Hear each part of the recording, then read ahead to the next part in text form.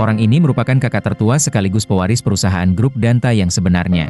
20 tahun lalu, perusahaan keluarga tersebut telah dikudeta dan melengsarkan pemilik aslinya, membuat kakak tertua dan ke-11 adiknya harus mengasingkan diri ke berbagai negara demi alasan keamanan. Menyamar sebagai warga biasa, kakak tertua berencana untuk mengambil alih kembali perusahaan milik keluarganya. Namun, ia harus menemukan ke-11 adiknya yang terpencar di berbagai negara.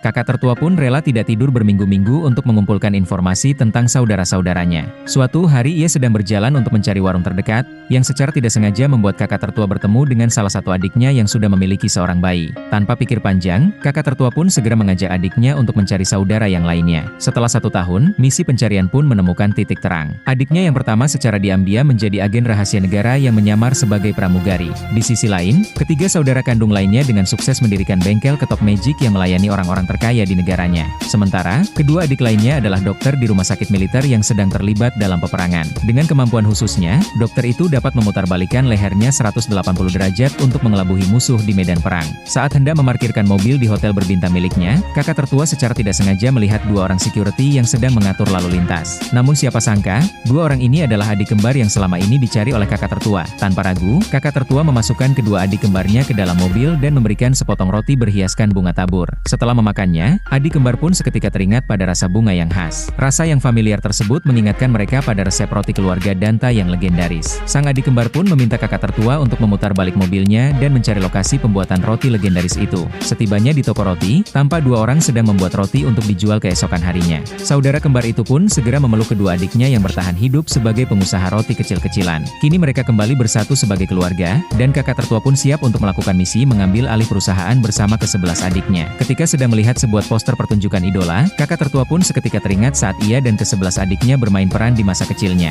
Berandai-andai jika mereka adalah seorang idola yang dikagumi banyak orang. Tak tahan, ia pun membeli tempat pertunjukan tersebut dan membawa ke-11 adiknya ke efek Sudirman lantai 4. Karena cuma di JKT48 Theater kamu bisa menyaksikan berbagai pertunjukan setiap weekendnya. Hari kamu bakal makin seru saat ditemani JKT48. Datang dan saksikanlah pertunjukan member kesayangan kalian hanya di JKT48 Theater. Kami tunggu kedatangan kalian.